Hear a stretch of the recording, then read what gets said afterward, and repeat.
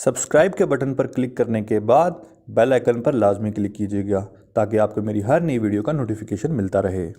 बिस्मिल्लाहिर्रहमानिर्रहीम। आज की जो वीडियो है, जो आज का सेशन है, इसमें हम ये चीज़ देखेंगे कि इनकम स्टेटमेंट जो है वो क्या होती है और इनकम स्टेटमेंट के मुख्तलिफ कंपोनेंट्स क्या हैं। फिर हम उसके बाद किसी भी एक शेयर जो कि स्टॉक मार्केट में ट्रेड हो रहा है पाकिस्तान स्टॉक एक्सचेंज में, उसकी हम इनकम स्टेटमेंट जो है वो निकाल कर देखेंगे। और जब ये हमारा पूरा सेशन कंप्लीट हो जाएगा तो फिर हम अगली वीडियो में ये देखेंगे कि इनकम स्टेटमेंट की तो हमें समझ लग गई।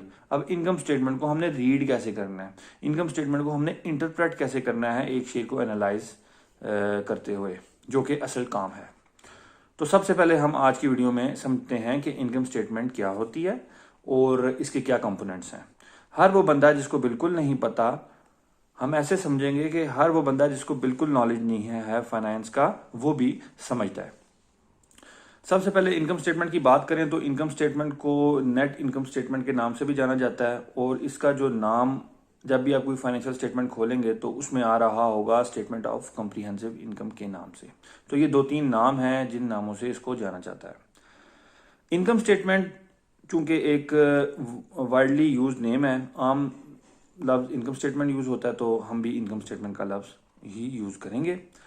लेकिन आपको पता होना चाहिए कि जब कोई कहे स्टेटमेंट ऑफ कॉम्प्रिहेंसिव इनकम तो मतलब उसका इनकम स्टेटमेंट ही है। नाम मुख्तलिफ है, नाम चेंज हो गया, चीज वही है। अच्छा, इनकम स्टेटमेंट दरअसल हमें बताती क्या, सबसे पहले ये समझें। इनकम स्टेटमेंट से हमें यह पता लगता है कि इस खास पीरियड में, जो भी खास पीरियड आपने चुना हुआ है, कि एक खास अरसे के दौरान एक कंपनी ने कितना कमाया है या कितना लॉस उसे हुआ है। मिसाल के तौर पर जनवरी 2020 से लेकर दिसंबर 2020 तक आपने देखना है कि एक कंपनी ने कितना कमाया है या कितना उसे लॉस हुआ है। तो उसके लिए जो आप स्टेटमेंट देखेंगे उसको कहेंगे इनकम स्टेटमेंट। तो इनकम स्टेटमेंट की आपको समझ लग गई कि इनकम स्टेटमेंट दरअसल हमें बताती क्या, वो हमें ये बताती है कि एक कंपनी ने कितना कमाया है या कितना उसे लॉस हुआ है किसी खास अरसे के दौरान, किसी over a specific period of time उसे कितना प्रॉफिट हुआ है। अच्छा, अब आते हैं इसके कंपोनेंट्स पे।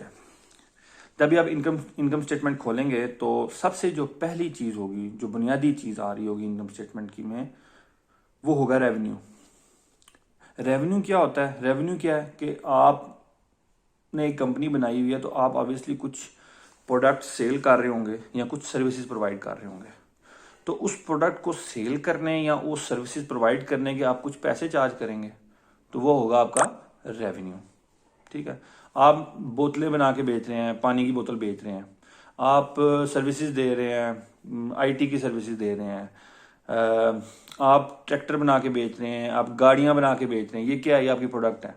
तो उनको आप किसी कीमत पे बेचेंगे ना, तो वो जो आप प्रोडक्ट अपनी बेच रहे हैं उसके अगेंस्ट जो आपको पैसे मिल रहे हैं वो क्या? आपका रेवेन्यू, आम लफ्जों में।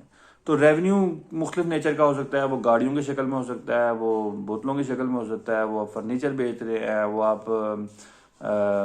बैंक की सर्विसेज दे रहे हैं, कोई आईटी की सर्विसेज दे रहे हैं, कि और सर्विसेज दे रहे हैं।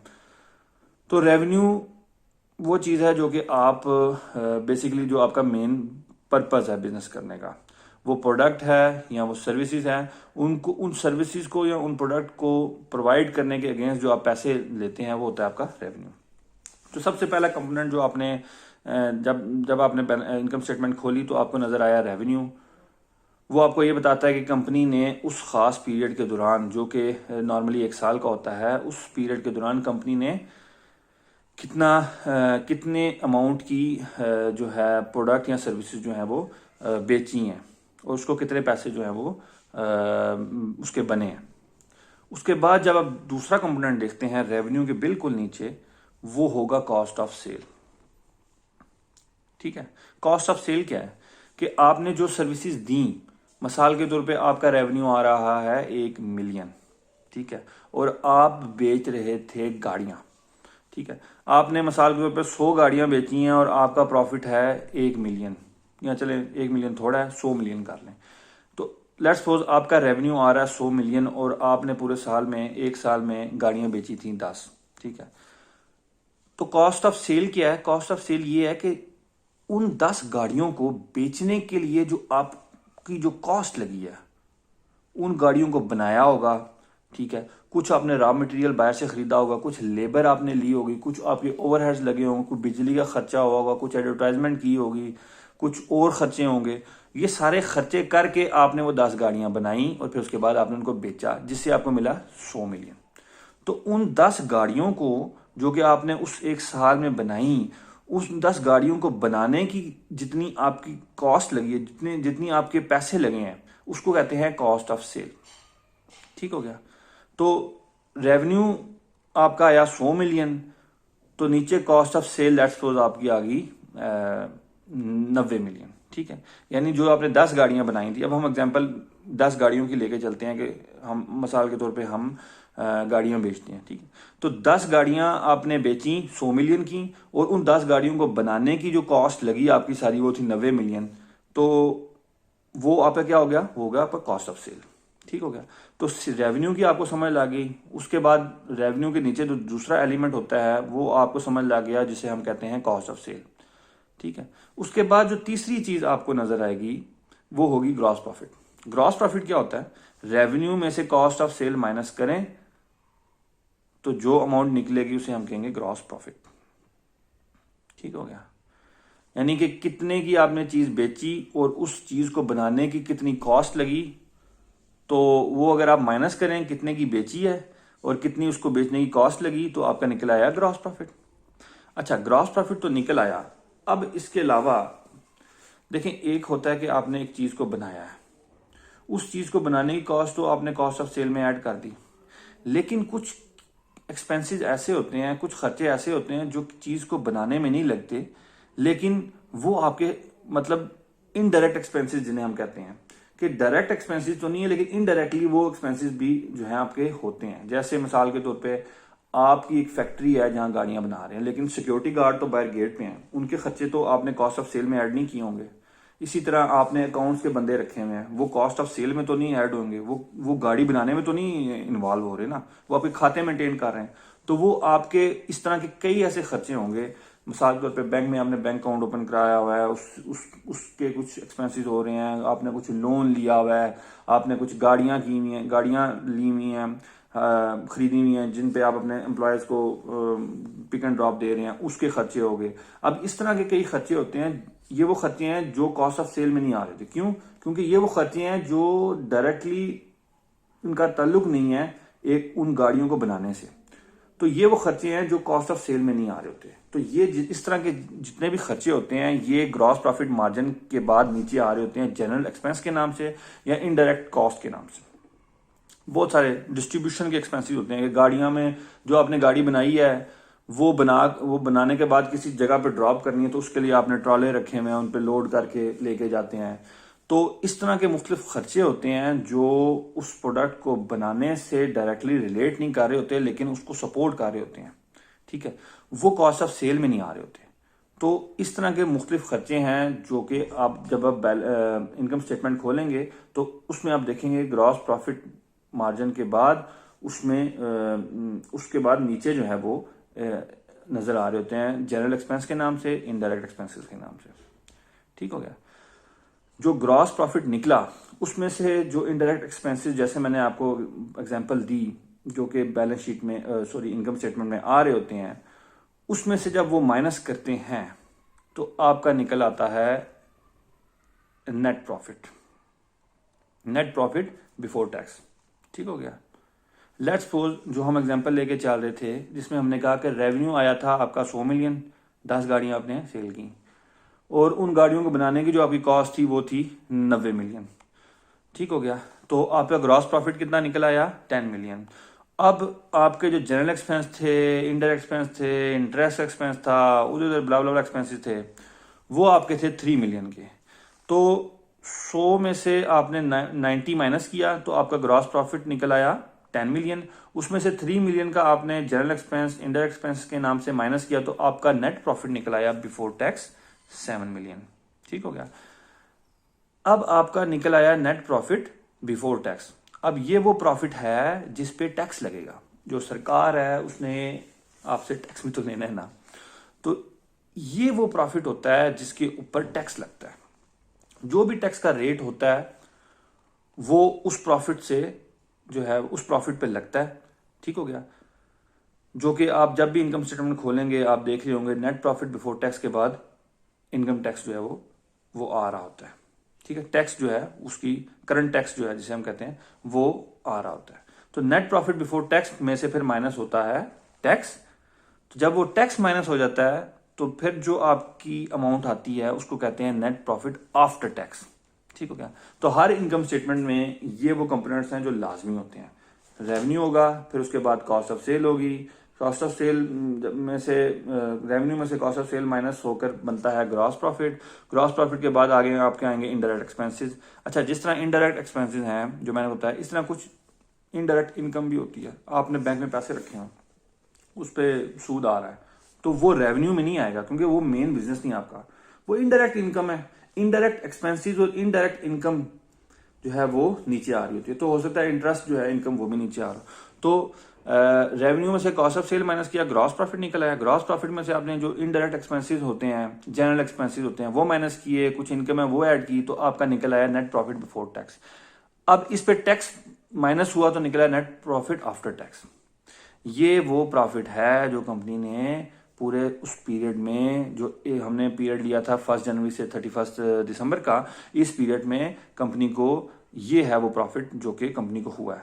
तो नेट प्रॉफिट बिफोर टैक्स हमारा आया था 7 मिलियन। तो हम अज्यूम करते हैं कि टैक्स था 1 मिलियन का, तो 7 में से 1 माइनस करें 6, तो 6 मिलियन कंपनी का प्रॉफिट है जो उसने 1 जनवरी 2020 से लेकर 31 दिसंबर 2020 में कमाया।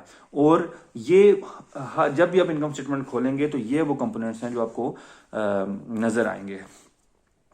तो इनकम स्टेटमेंट क्या होती है और इनकम स्टेटमेंट के बेसिक कंपोनेंट्स क्या हैं वो तो आपको समझ लग गए। अब हम आते हैं, अब हमारा दूसरा काम क्या है। दूसरा काम ये है कि हम एक किसी भी स्टॉक जो कि स्टॉक पाकिस्तान स्टॉक एक्सचेंज में ट्रेड हो रहा है उसकी फाइनेंशियल स्टेटमेंट खोलते हैं जिसमें इनकम स्टेटमेंट आ रही होगी। जैसा कि मैंने आपको बताया कि इनकम स्टेटमेंट का दूसरा नाम स्टेटमेंट ऑफ कॉम्प्रिहेंसिव इनकम भी है, जिस नाम से वो जानी जाती है। तो हम फाइनेंशियल स्टेटमेंट किसी भी स्टॉक की खोलते हैं और हम वहाँ हम इनकम स्टेटमेंट खोल के मैं आपको दिखाऊंगा, ये सारी कंपोनेंट्स आपको दिखाऊंगा ताकि आपको जो है इनकम स्टेटमेंट की बेसिक नॉलेज जो है वो हो जाए। अच्छा, अब आपके सामने ये एक इनकम स्टेटमेंट मौजूद है जो कि दीवान सीमेंट लिमिटेड की है। दीवान सीमेंट लिमिटेड का जो शेयर सिंबल है वो DCL है और ये इस सिंबल के साथ ट्रेड होता है पाकिस्तान स्टॉक एक्सचेंज में। अब आप देखें तो ये इनकम स्टेटमेंट आपके सामने उसकी खुली हुई है। अगर आप जो मैंने चीज़ हाईलाइट की है, आप देखें लिखा हुआ है प्रॉफिट एंड लॉस अकाउंट। तो इनकम स्टेटमेंट को प्रॉफिट एंड लॉस अकाउंट भी कहते हैं, एक और नाम है। अच्छा, अब अगर हम इसके नीचे देखें तो लिखा हुआ है for the year ended June 30, 2017। जैसा कि मैंने आपको बताया था कि नॉर्मली जो इनकम स्टेटमेंट होती है वो 1 साल की होती है। तो साल ख़त्म हो रहा है 30 जून 2017 को। तो इसका मतलब क्या है कि ये जो इनकम स्टेटमेंट है ये 1 जून 2016 से लेकर 30 जून 2017 तक की है। ठीक है, अब हम अगर इससे आगे आएँ तो यहाँ आप देखें जो मैंने हाईलाइट किया 2017 लिखा हुआ है और 2016 लिखा हुआ है। नॉर्मली जो इनकम स्टेटमेंट होती है उसके साथ पिछले साल की भी इनकम स्टेटमेंट की जो फिगर्स होती हैं वो मेंशन की होती हैं ताकि कंपैरिजन जो है वो अगर किसी ने ड्रॉ करना हो, कंपैरिजन करना हो, मवाजना करना हो कि पिछले साल की निस्बत कंपनी ने कैसा परफॉर्म किया है तो वो कर सके। 2017 चूँकि ये जो करंट साल है, यानी जिस साल को हम देख रहे हैं, 1 जुलाई 2016 से 30 जून 2017 तक की फिगर्स जो हैं वो इधर आ रही होंगी जो मैंने जो 2000 जहाँ 2017 लिखा हुआ है, और 2016 में आ रही होगी 1 जुलाई 2015 से लेकर 30 जून 2016 तक की। तो इस तरह इनकम स्टेटमेंट जो है वो आ रही होती है। उसके बाद अगर हम देखें तो जैसा कि मैंने पहले कहा था कि पहला जो कंपोनेंट होता है वो रेवेन्यू होता है। यहाँ टर्नओवर के नाम से वो आ रहा है और आप देख सकते हैं कि 12 मिलियन का टर्नओवर यानी 12 मिलियन का रेवेन्यू है। 12.8 मिलियन का रेवेन्यू 2017 में कमाया, यानी कि इस साल में कमाया जिस साल में हम देख रहे हैं, और पिछले साल ये 12.8 था, तकरीबन बराबर ही है। फिर आ रहा है कॉस्ट ऑफ सेल, जैसा कि मैंने आपको पहले भी कहा था कि कॉस्ट ऑफ सेल दूसरा कंपोनेंट होता है। उसके बाद तीसरा आ रहा है ग्रॉस प्रॉफिट, ठीक हो गया, यानी टर्नओवर में से कॉस्ट ऑफ सेल माइनस किया तो ग्रॉस प्रॉफिट निकल आया। उसके बाद आप देखें तो ये ऑपरेटिंग एक्सपेंस का हेड आ रहा है और उसमें और डिस्ट्रीब्यूशन कॉस्ट, एडमिनिस्ट्रेटिव एक्सपेंसेस आ रहे हैं, अदर ऑपरेटिंग एक्सपेंसेस आ रहे हैं, ये इसमें से माइनस किए जाएंगे। उसके बाद फिर उधर इनकम आ रही है, फिर फाइनेंस कॉस्ट है। ये जब आप माइनस और प्लस करते हैं तो प्रॉफिट बिफोर टैक्सेशन निकल रहा है, जैसा कि मैंने आपको कहा था। तो 1.5 मिलियन निकल रहा है प्रॉफिट बिफोर टैक्स। उसके बाद टैक्स की फिगर आ रही है और टैक्स के बाद फिर प्रॉफिट आफ्टर टैक्सेशन आ रहा है। तो इस तरह ये एक इनकम स्टेटमेंट आपके सामने मैंने खोल के दिखाई है। किसी भी कंपनी की इनकम स्टेटमेंट आपने देखनी हो तो उसकी वेबसाइट पे अवेलेबल होती है। आप एज़ पर लॉ ये रिक्वायरमेंट है कि हर कंपनी एक वेबसाइट बनाएगी और वेबसाइट पे अपनी जो फाइनेंशियल स्टेटमेंट्स हैं, एनुअल रिपोर्ट्स हैं, वो जो हैं वो अपलोड करेगी। तो आपको अगर किसी भी कंपनी की फाइनेंशियल स्टेटमेंट चाहिए हुए, आप सिंपली गूगल में जाएं और उस कंपनी का नाम लिखें। आप ऑब्वियसली सर्च में उस कंपनी की जो जिस कंपनी को आपने सर्च किया है उसकी वेबसाइट का लिंक आ जाएगा। आप उधर चले जाएं और वहाँ कोई ना कोई टैब होगा, फॉर एग्जांपल इन्वेस्टर इन्फॉर्मेशन के नाम से होगा या एनुअल रिपोर्ट के नाम से होगा या इस तरह कोई टैब होगा और वहाँ ये सारी इन्फॉर्मेशन अवेलेबल होगी। तो आप आराम से किसी भी कंपनी की एनुअल रिपोर्ट जो है वो डाउनलोड कर सकते हैं और इनकम स्टेटमेंट को इस तरह देख सकते हैं।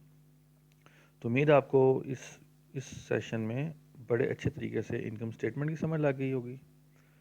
और जिस तरह कि मैंने आपके सामने एक कंपनी की इनकम स्टेटमेंट खोल के भी आपको दिखाई है, उससे भी आपको एक इनकम स्टेटमेंट के बारे में अच्छे तरीके से समझ लग गई होगी। अब जो अगला सेशन होगा, जो हमारी अगली वीडियो होगी, अब हम ये देखेंगे कि जब हमारे सामने इनकम स्टेटमेंट खुली हुई है तो उससे हमने जो इन्फॉर्मेशन है वो कैसे एक्सट्रैक्ट करनी है, उससे हमें कंपनी की जो माली हालत है उसके बारे में कैसे पता लगेगा, वो हम अब अगली वीडियो में देखेंगे। तो इस वीडियो में अगर आपका कोई क्वेश्चन है तो नीचे कमेंट कीजिएगा और मुझे बताइएगा। आपका कोई सवाल हुआ, मैं आपके सवालों के जवाब देने की पूरी कोशिश करूँगा। तो अगली वीडियो तक के लिए मेरी तरफ से खुदा हाफिज़, फ़ी अमान अल्लाह।